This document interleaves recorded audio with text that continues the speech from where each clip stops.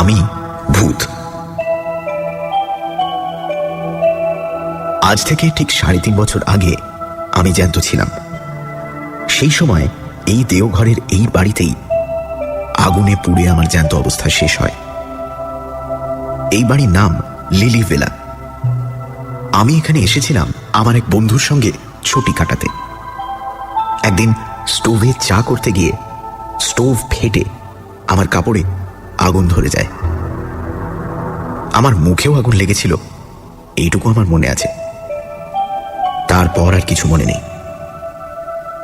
তারপর থেকে আমি এই বাড়িরই বাসিন্দা হয়ে গেছি। আমার চেহারা এখন কিরকম তা আমি নিজে জানি না, কারণ আয়নায় ভূতের ছায়া পড়ে না। জলেও যে পড়ে না সেটা বাণুজ্যদের পুকুরে পরখ করে দেখেছি। খুব যে আহামরি চেহারা নয় সেটা বুঝেছি একটা ঘটনা থেকে। লিলি ভিলায় 2 বছর আগে একটা পরিবার ছুটি কাটাতে এসেছিল। সেই পরিবারের কর্তা একদিন আমার মুখোমুখি হয়ে গিয়ে চোখ কপালে তুলে ভিড়মি গিয়েছিলেন। দোষটা আমারই। ভূত দেখা দেবে কি অদৃশ্য থাকবে সেটা ভূতের মর্জির উপরই নির্ভর করে। আমি অদৃশ্য থাকতে চেয়েছিলাম, কিন্তু অন্যমনস্কতার ফলে ভুল করে দেখা দিয়ে ফেলেছিলাম। এই ঘটনার পরে বুঝতে পেরেছিলাম যে আগুনে পুড়ে শরীর আর মুখের যে অবস্থা হয়েছিল, ভূত হয়েও সেই অবস্থাটাই রয়ে গেছে। এই ভিড়মি দেবার ঘটনার পর থেকেই এ বাড়িতে আর কেউ আসে না, কারণ হানা বাড়ি বলে এটার একটা বদনাম রটে গেছে। আমার পক্ষে এটা লোকসান, কারণ বাড়িতে জ্যান্ত লোকজন থাকলে আমার বেশ ভালোই লাগে। না হলে তো সেই একা একা দিন কাটানো। ভূত এ তল্লাটে আরো অনেক আছে, কিন্তু এ বাড়িতে তো নেই, কারণ এখানে আর কেউ কখনো অপঘাতে মরেনি। শহরের অন্য জায়গায় যে ভূত আছে তাদের সকলকে আমার পছন্দ নয়। কয়েকজন তো রীতিমতো মন্দ, যেমন নস্করদা বা ভীম নস্করের ভূত। ওর মতো কুচক্রী ফন্দিবাজ ভূত দুনিয়ায় দুটো হয় না। এই দেওঘরে কিছুদিন আগে লক্ষণ ত্রিপাঠী বলে এক পোস্টমাস্টার ছিলেন। লক্ষণের সঙ্গে সাপে নেউলে সম্পর্ক ছিল স্টেট ব্যাংকের কর্মচারী কান্তি ভাই দুবের। এক সন্ধ্যায় লক্ষণ ত্রিপাঠী পোস্ট অফিস থেকে বাড়ি ফিরছেন। শাহবাবুদের বাড়ি পেরিয়ে মাঠটার কাছে আসতেই ভীম নস্করের ভূত করল কি, ঝপ করে একটা তেঁতুল গাছ থেকে নেমে ত্রিপাঠী মশাইয়ের ঘাটটা মোটকে দিল। তারপর সে কি হই হুল্লোড়! থানা, দারোগা, কোর্ট কাচারি, মামলা মোকদ্দমা, সবশেষে ফাঁসি পর্যন্ত। কার ফাঁসি? লক্ষণ ত্রিপাঠীর দুশমন কান্তি ভাই দুবের। যে খুনটা করল ভীম নস্করের ভূত, ঘটনাচক্রে সেই খুনের জন্য দায়ী হল কান্তি ভাই দুবে। এই উদর বোঝা যে বুধর ঘাড়ে চাপবে সেটা জেনে শুনেই নস্করের ভূত করেছিল কাণ্ডটা। আমি বাধা দিয়ে নস্করদাকে বললাম যে তুমি কাজটা ভালো করনি। ভূত হয়েছ বলেই যে জ্যান্ত মানুষের অপকার করতে হবে এমন তো কোনো কথা নেই। তুমি তোমার রাজ্যে তোমার ধান্দা নিয়ে থাকো, আর জ্যান্তরা থাকুক তাদের ধান্দা নিয়ে। দুই জগতে ঠোকাঠুকি হলেই যত অনার সৃষ্টি। আমি নিজে সজ্ঞানে কোনো জ্যান্ত মানুষের অনিষ্ট করতে চাইনি। বিশেষ করে যেদিন থেকে বুঝেছি যে আমার চেহারাটা মানুষের মনে আতঙ্ক জাগায়, সেদিন থেকে আমি একদম সাবধান। লিলি ভিলার পেছনে আম কাঁঠালের বনের একপাশে একটা পুরনো ভাঙা মালির ঘর আছে। সেইখানেই আমি পড়ে থাকি বেশিরভাগ সময়টা।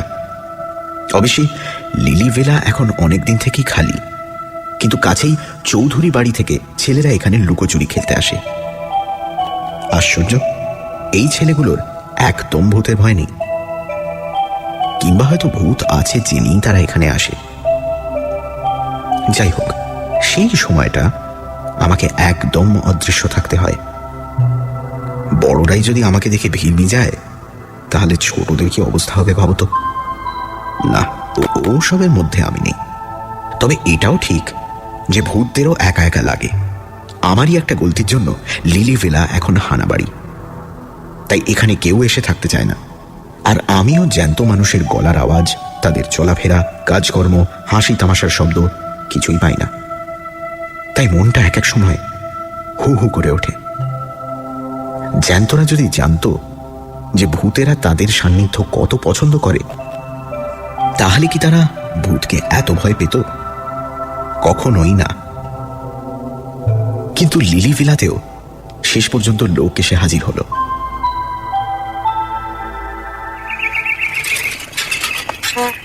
একদিন সকালে একটা সাইকেল রিকশার হর্ন শুনে ঘর থেকে গলা বাড়িয়ে দেখি রিকশা থেকে মাল নামছে। কজন লোক? দুজন, একজন বাবু আর একটি চাকর। তাই সই, বেশি লোকের দরকার নেই আমার। নেই মামার চেয়ে কানা মামা ভালো। ভূতেরা দূর থেকেই খুব স্পষ্ট দেখতে পায়। তাই বলছি, বাবুটির বয়স বছর 50-এর কাছাকাছি। বেঁটে, মাথায় টাক, খোঁচা খোঁচা গোঁপ, ঘন ভুরু আর ভ্রুকুটি করা চোখ। বাড়িতে ঢুকেই চাকরটিকে বাবু বললেন, সব দেখে শুনে বুঝে নাও, 8 ঘন্টার মধ্যে আমার চা চাই, তারপর আমি কাজে বসবো। এই কথাগুলি অবশ্যই আমি মালির ঘর থেকেই শুনতে পেলাম। আমরা যেমন দেখি বেশি, তেমন শুনিও বেশি। আমাদের চোখ কান দুটোই যেন দূরবীনের মতো কাজ করে। চাকর 8 ঘন্টার মধ্যেই বাবুকে চা বিস্কুট এনে দিল। বাবু তখন বাগানের দিকের ঘরটায় তার বাক্স খুলে জিনিসপত্র বার করে গুছিয়ে রাখছেন। জানলার সামনে একটা টেবিল চেয়ার, তার উপর দোয়াত, কলম, কাগজ সব রাখা হয়েছে। ইনি তাহলে লেখক? খুব নাম করা লেখক কি? হ্যাঁ, তাই।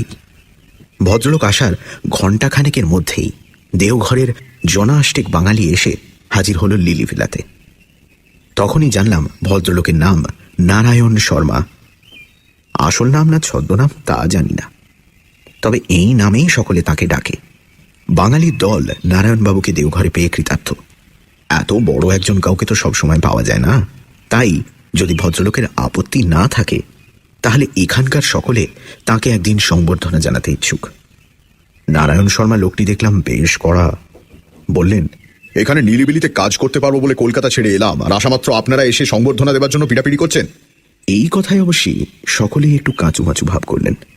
তাতে আবার নারায়ণ শর্মা নিজেই নরম হয়ে বললেন, বেশ, আমাকে দিন 5 একটু নির্ঝঞ্ঝাটে কাজ করতে দিন, তারপর হবে এখন সংবর্ধনা। বেশি বিব্রত করলে কিন্তু আমি আবার তল্পিতল্পা গুটিয়ে কলকাতায় ফিরে যাব। এই সময় ঘোষবাড়ির কর্তা নিতাই বাবু হঠাৎ একটা প্রশ্ন করে বসলেন, যেটা আমার মোটেই ভালো লাগলো না। তিনি বললেন, এখানে এত বাড়ি থাকতে আপনি লিলি ভিলা এসে উঠলেন কেন? নারায়ণবাবুর মুখে এই প্রথম হাসির রেখা ফুটল। তিনি বললেন, হানা বাড়ি বলে বলছেন তো? তা ভূত যদি আসে তাহলে তো ভালোই, একজন সঙ্গী পাওয়া যাবে। আপনি বোধহয় আমাদের কথাটা সিরিয়াসলি নিচ্ছেন না, বললেন হারু হারু তালুকদার। কলকাতার এক ডাক্তার এখানে সপরিবারে এসেছিলেন। ভদ্রলোক নিজের চোখে দেখেছিলেন ভূত। সে নাকি বিভৎস ব্যাপার। প্রায় 15 মিনিট পরে জ্ঞান ফেরে ভদ্রলোকের। এখানে ভালো ডাক বাংলো আছে, ম্যানেজার আপনার খুব ভক্ত, বললে উনি নিজে সব ব্যবস্থা করে দেবেন। আপনি লিলি ভিলা ছাড়ুন। এইবার নারায়ণ শর্মা একটা অদ্ভুত কথা বললেন। আপনারা বোধহয় জানেন না, এই প্রেততত্ত্ব সম্বন্ধে আমি যতটা জানি ততটা খুব কম লোকেই জানে। আমার এখনকার লেখার বিষয় হচ্ছে ওই প্রেততত্ত্ব। সেই ডাক্তারের অবস্থায় আমাকে কোনোদিন পড়তে হবে না, এটা আমি জোর দিয়ে বলতে পারি। তিনি ভূতের বিরুদ্ধে কোনো প্রিকশন নেন, কোনো ব্যবস্থা করেননি। আমি সেটা নেব এবং করব। ভূত আমার কিচ্ছু করতে পারবে না। আপনারা সদুদ্দেশ্য নিয়ে উপদেশ দিতে এসেছেন তা জানি, কিন্তু আমি এই লিলি ভিলাতে থেকেই কাজ করতে চাই। এই বাড়িতে আমি ছেলে বয়সে এসেছি, তখনকার অনেক স্মৃতি আমার এই বাড়ির সঙ্গে জড়িয়ে আছে। ভূতের বিরুদ্ধে ব্যবস্থার কথাটা আমি এই প্রথম শুনলাম। কথাটা ভালো লাগলো না। আর প্রেত তত্ত্ব? ভূত নিয়েও কোনো তত্ত্ব হয় নাকি? এসব কি বলছেন নারায়ণ শর্মা? অবশ্যই এখন এসব ভেবে আর কোনো লাভ নেই। রাতটা আসুক, আপনা থেকেই সব প্রশ্নের উত্তর মিলবে বলে আমার বিশ্বাস। তবে এই ব্যবস্থার কথাটা শুনে অবধি আমার মন বলছিল যে খবরটা একবার অন্তত মজা দেখবার জন্য ভীম নস্করকে জানানো উচিত। সে জ্যান্ত মানুষের ঘাড় মটকাবার কায়দা রপ্ত করেছে। না জানি সে এই খবর শুনে কি বলবে। বেলা যতই বাড়তে লাগলো ততই আমার ছটফটানিও বেড়ে চলল। শেষটায় আর না পেরে অদৃশ্য অবস্থায় মল্লিকদের 200 বছরের পুরনো পোড়ো বাড়িটায় গিয়ে নস্করদার নাম ধরে ডাক দিলাম।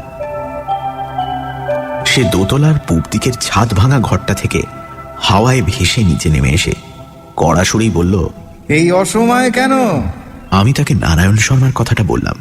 শুনে নস্করদা প্রচণ্ড ভ্রুকুটি করে বলল, বটে, বলি ব্যবস্থা কি সে একাই করতে পারে? আমি পারি না? কি ব্যবস্থা করবে ভয়ে ভয়ে জিজ্ঞেস করলাম আমি বুঝেছিলাম যে নস্করদার মাথায় ফন্দি খেলছে। নস্করদা বলল, কেন? বেঁচে থাকতে 32 বছর ধরে ব্যায়াম করেছিল। ডন বৈঠক, মুগুর, ডাম্বেল, চেস্ট এক্সপ্যান্ডার কিছুই বাদ দিইনি। নারায়ণ ছোকরার ঘাড় মটকাবার শক্তি কি আমার নেই? ব্যায়াম যে সে করত সেটা ভীম নস্করকে দেখলেই বোঝা যায়। সে বিষ খেয়ে আত্মহত্যা করেছিল, তাতে তার দেহের কোনো বিকার ঘটেনি। তাই এখনো হাত পা নাড়লে শরীরের মাংসপেশি ঢেউ খেলে যায়। আমি বললাম, তাহলে? আমি জানি যে আমার হৃৎপিণ্ড থাকলে তা এখন ধুকপুক করত। তাহলে আর কিছুই না, বলল নস্করদা। আজ রাত 12টায় নারায়ণ শর্মার আয়ু শেষ। ভূতের সঙ্গে চালাকি করলে আর যেই করুক, ভূত কখনো ক্ষমা করবে না। বাকি দিনটা যে কিভাবে কাটলো তা আমি জানি।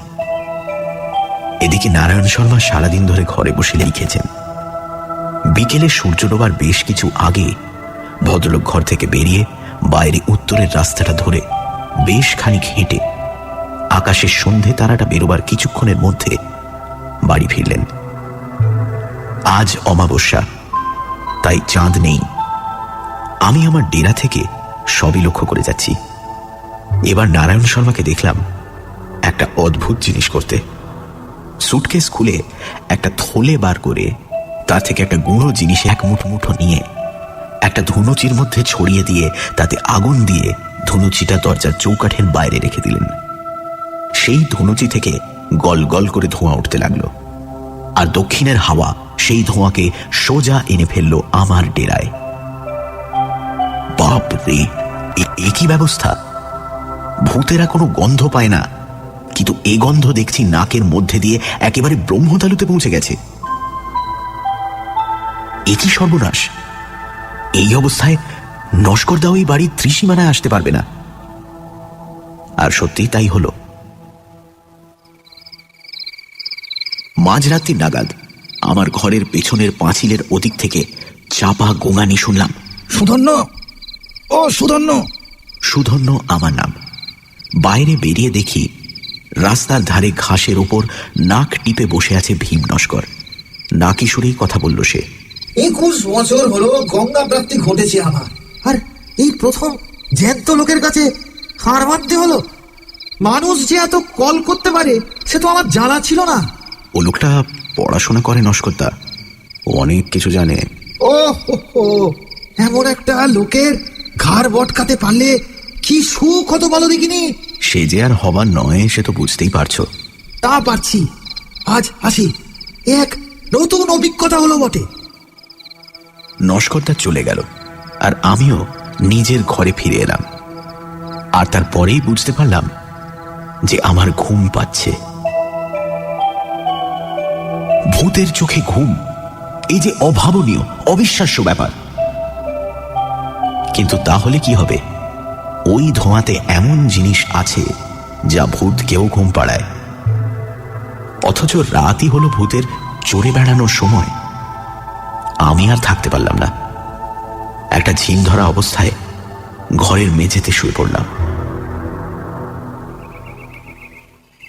ঘুম ভাঙল একটা গলার শব্দে। সময়টা সকাল। আমি ধরফড়িয়ে উঠে বসলাম। বসেই সামনে তাকিয়ে চক্ষু স্থির। ইনি যে নারায়ণ শর্মা সেটা বুঝতে পারছি, কিন্তু এর এমন দশা হলো কি করে? নারায়ণ শর্মাই আমার প্রশ্নের জবাব দিলেন। চাকরটা ঘুম থেকে ওঠেনি দেখে স্টোভ জ্বালিয়ে চা করতে গেছিল। স্টোভটা বাস্ট করে। ওরা বোধহয় ওদিকে আমার মৃতদেহের সৎকারের ব্যবস্থা করছে। আমি একটা ডেরা খুঁজছিলাম, তখনই ঘরটা দেখতে পাই। তা এখানে আরেকজনের ঠাঁই হবে কি? আমি অত্যন্ত খুশি হয়ে বললাম, নিশ্চয়ই হবে। যাক, দুই মুখ পোড়ায় জমবে ভালো।